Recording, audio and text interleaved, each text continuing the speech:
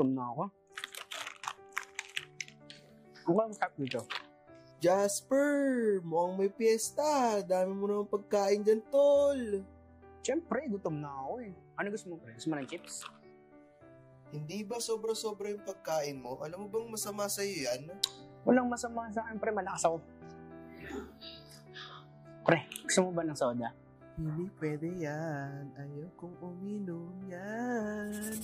Alam mo ba, pre, na sobra sa carbs at sugar ay nagkakos ng diabetes? Kung ako sa'yo, iiwas na ako sa pagkain ng sobra-sobra. Diabetes. Sakit kong matanda yan, pre. Nung bata-bata ko to, 18 pa lang ako. Paano magkakasakit ng pang matanda? Hindi lang pang matanda ang diabetes to. Lagi mong tandaan ang tatlong KKK ng kalusugan. KKK? Kataas-taasan? Kagalang-galangan katipunan? Di, pre. Ibang KKK naman yan eh. Ay, mali ba? Sorry. Ang KKK na tinutukoy ko is katamaran, katakawan, at katabaan. Katabaan? Tinatawag mo ba akong mataba, pre?